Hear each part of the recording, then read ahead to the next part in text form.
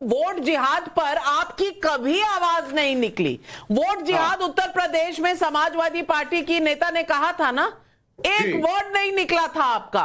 आज आप इतना लंबा लेक्चर दे रहे हैं। नहीं नाविका, आपने आपके पैकेज में आपने बोला कि सिर्फ 2% मुसलमानों ने भाजपा को वोट दिया, क्योंकि कोई भी मुसलमान महिला बीजेपी में सुरक्षित अपने को महसूस भाई साहब, मैं नहीं कहती हूँ, ये सीएसडीएस का सर्वे है, ये जो आंकड़े आए हैं, चुनाव के बाद आंकड़े आते हैं, आंकड़ों में सीएसडीएस ने ये दिया हुआ है। लेकिन एक गोपाल मिश्र की मौत हो गई, एक लफ्ज नहीं आया आपकी तरफ से, एक लफ्ज नहीं आया आपकी तरफ से, आपकी तरफ से एक लफ्ज नहीं उठा। वोट जिहाद की बात हुई, आपकी तरफ से एक लफ्ज नहीं उठा जब ईवीएम को गाली दी गई, जब ईवीएम ने 240 कर दिए तो वाह ईवीएम, वाह ईवीएम। आज कह रहे हैं कि अधिकारी लड़ते हैं, बीजेपी थोड़ी लड़ती है चुनाव। शहजाद पूनावाला, जो सूट करे वही ठीक। देखिए, दो त्वरित बातें। उन्होंने कहा कि डेमोग्राफी वाली बात, ये डर दिखाया जा रहा है, झारखंड हाईकोर्ट ने बोला है इसके विषय में, तो क्या वो भी डर आ रहा है? दूसरी बात, अभी संविधान लेकर घूमने वाले लोग पीटने की बात को जायज ठहरा रहे हैं। यही इनकी संविधान में आस्था है। ये संविधान में नहीं है, बुलेट वाले बैलेट वाले नहीं। मैंने विवेक जी आपके बीच में नहीं बोला, विवेक जी मैंने आपके बीच में नहीं बोला, विवेक जी मैंने आपके बीच में एक शब्द नहीं बोला, विवेक जी मैंने आपके बीच में एक शब्द नहीं बोला। ये बुलेट वाले हैं, ये बैलेट वाले नहीं हैं। और मैं अपना बाकी का समय, क्योंकि हर्षवर्धन जी के साथ घोर अन्याय हुआ, मैं चाहता हूं हर्षवर्धन जी अपनी बात को पूरा करें। हालांकि जूही जी के दंगे का रिकॉर्ड जो है, मैं बोलना शुरू करूंगा तो आधा घंटा उसमें लग जाएगा। लेकिन पब्लिक के भी सवाल है। श्रुति मिश्रा रायगढ़ छत्तीसगढ़ से पूछ रही हैं, जो इंडिया गठबंधन खुद एक नहीं दिखाई दे रहा, वो पीडीए के नाम पर हिंदुओं को बांटने की बात क्यों कर रहा है? मनोज का दिल्ली से सवाल है। एक समय पर कांग्रेस का नारा था, ना जात पर ना पात पर मोहर लगेगी हाथ पर। आज जाति की राजनीति करके क्या राहुल गांधी समाज को बांट नहीं रहे हैं? तहसीन पूनावाला जवाब देंगे। आज भी कांग्रेस और इंडिया अलायंस के लिए न जात पर न धर्म पर वोट दो काम पर, लेकिन अगर आपको इंसाफ देना है लोगों को तो कास्ट सेंसस करना होगा। कास्ट सेंसस करना अगर गलत है तो माननीय अमित शाह जी, माननीय राजनाथ सिंह जी और माननीय स्वर्गवासी अरुण जेटली जी ने क्यों कमिट किया पार्लियामेंट पे कि हम कास्ट सेंसस करेंगे? बीजेपी के प्रवक्ता यहाँ है, वो बहुत ही वो क्रोधित हो जाते अगर कोई उनके बीच में बोलता, हालांकि वे सबके बीच में बोलते। इसलिए मैं स्पेसिफिक सवाल हाँ या ना में उनको चाहता हूं। ये जो कास्ट सेंसस होने वाला है 2026 में रिलीज होगा, 2025 में कास्ट सेंसस होगा या नहीं, हाँ या ना, बस इसका जवाब दीजिए। यहां वहां की बातें मत कीजिए, हाँ या ना में। ना हाथ पर ना पात पर मोहर लगेगी हाथ पर, ये नारा था। आगे का कंप्लीट कर दूं मैं? हाँ। अब इंदिरा की बात लात पर, इंदिरा की बात लात पर। इस तरह की भाषा ना इस्तेमाल। नहीं, मैंने इस तरह की भाषा क्या है? ना जात पर ना पात पर मोहर लगेगी हाथ पर राहुल आया तब से इंदिरा की बात जो है लात पर, मतलब इंदिरा गांधी की बातों को लात मार दिया इन्होंने, तो ये उन्होंने सिद्ध कर दिया। दूसरी बात, तहसीन ने फर्स्ट सेगमेंट में बोला नहीं मुस्लिमों की भी जातियां होती है, तो तहसीन आपने क्योंकि पहले सेगमेंट में बोला था, उसका जवाब पहले ले लीजिए। मुस्लिमों की जातियां होती है तो एंटी कन्वर्जन लॉ के खिलाफ क्यों है आप? अब बोलिए, एंटी कन्वर्जन लॉ का समर्थन करेगी कांग्रेस और सपा? क्योंकि इस्लाम में तो इसका जवाब देना चाहता हूं। इससे पहले कि वो सवाल का जवाब आप दें, मैं जनता के कुछ सवाल उठा रही हूं। सुंदर भोयर का नासिक से सवाल है, हिंदू बटा है तो कटा है, ये एक ऐतिहासिक सच्चाई है। पाकिस्तान बांग्लादेश से तो कोई इनकार नहीं कर सका, फिर इस पर क्यों इतना हंगामा है? मीरा त्यागी का बुलंदशहर से सवाल है, नेशन फर्स्ट की बात करने वाली बीजेपी क्या बटोगे तो कटोगे के नारे से बंटवारे को बढ़ावा नहीं दे रही? क्या इससे देश कमजोर नहीं होगा?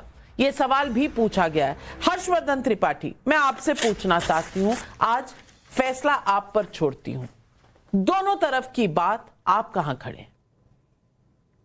देखिए नविका जी, मैं फिर से कह रहा हूं, भारतीय जनता पार्टी पहले दिन से हिंदू एकता की बात करती रही। राष्ट्रीय स्वयंसेवक संघ हिंदू एकता की बात करता रहा, उसी बुनियाद पर खड़ा हुआ, 100 वर्ष का संगठन हो गया। दुनिया में ऐसे किसी सामाजिक संगठन का उदाहरण नहीं। लेकिन एक बात जरा ध्यान से सोचिए, संघ से निकलकर तो इंद्रेश कुमार मुस्लिम राष्ट्रीय मंच भी बना लेते हैं। नरेंद्र मोदी प्रधानमंत्री के तौर पर मुसलमानों के लिए जितनी तरह की योजनाएं चलाते हैं, सब कुछ करते हैं। लेकिन क्या ये हमने नहीं देखा है? किसी ने अभी कहा कि एक साथ होकर देश के लिए बात नहीं करते। योगी आदित्यनाथ जी के पहले बयान में ही था, हम बंट गए इसीलिए अफगानिस्तान कट गया, हम बंट गए इसीलिए पाकिस्तान कट गया। और क्या जहां मुस्लिम एक जिसको हम देश के तौर पर कहें या आबादी के तौर पर कहें, वहां मुश्किलें नहीं हुई हैं? क्या जिस झारखंड में चुनाव हो रहा है वहां जामताड़ा में रविवार की जगह शुक्रवार की छुट्टी नहीं शुरू कर दी गई थी?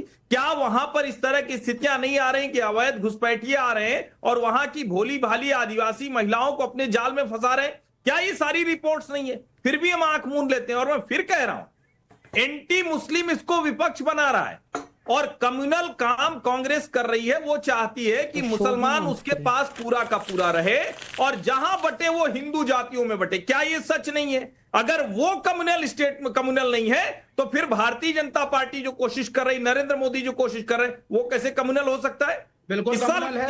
विवेक जी, समय बहुत कम है, 30 सेकंड है मेरे पास, 30 सेकंड में अपनी बात कह दीजिए। माइनॉरिटी मुसलमानों को सेकंड ग्रेड सिटीजन दिखाने की साजिश है और ये कहना कि अगर इनकी आबादी बढ़ेगी तो देश खतरे में है और हिंदू जो है इकट्ठा हो वरना ये काटेंगे। इनको सबक सिखाओ, इनके घरों में घुसो, इनके झंडे उतारो, इनकी मस्जिदों के बाहर। विवेक श्रीवास्तव जी, कौन किसको डरा रहा है ये इतिहास गवाह है, इतिहास बताएगा आपको। लेकिन अगर कुछ हो रहा है, डेमोग्राफी में बदलाव आ रहे हैं, अगर आप जाति समीकरण पर गिनना चाहते हैं तो फिर डेमोग्राफी की गिनती से आपको भय क्यों होता है? ये आपको गलत और झूठ क्यों लगता है? सवाल ये है कि वही बात आप कहें तो सही और कोई कहे तो गलत कैसे हो सकती है?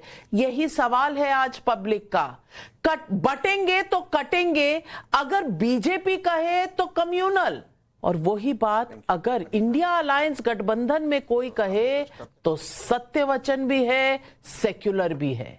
ये कैसे? और यही सवाल जैनेन्द्र सिंह का जयपुर से है।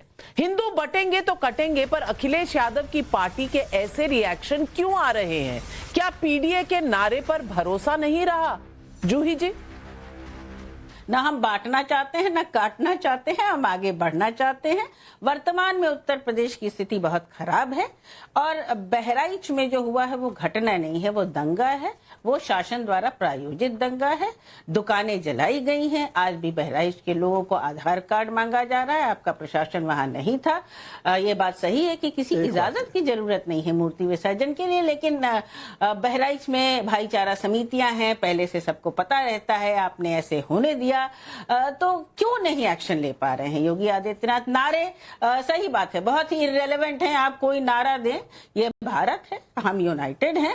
अपने प्रदेश पे थोड़ा ध्यान दें, थोड़ा कामों पे ध्यान दें, नौकरियां दें, महिलाओं को सुरक्षा दें, कस्टोडियल डेथ्स कम करें। एक वर्तमान में सभी लोग आ जाएं और अपना प्रदेश संभालें।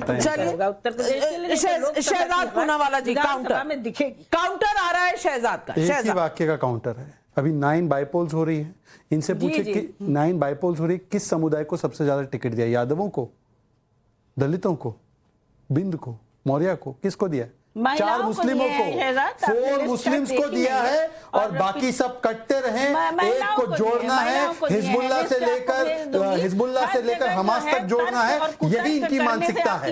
इसीलिए मैं कह रहा हूँ, आप बोल दीजिए ना, सबसे ज्यादा किसको दिया है? जमीन के ऊपर बात करनी चाहिए। डोंट ये जो आप लोग, अरे मैंने तो फैक्चुअल बोला है, गलत है तो गलत बोल दीजिए, मैंने गलत बोला है।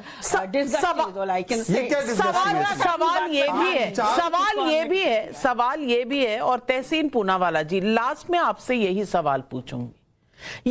ये जो जोड़ने का नारा है, ये इसमें कुछ ना कुछ तो नेहरू को, इंदिरा गांधी को दिखा होगा, तभी जाति जनगणना पर कभी मुहर नहीं लगी।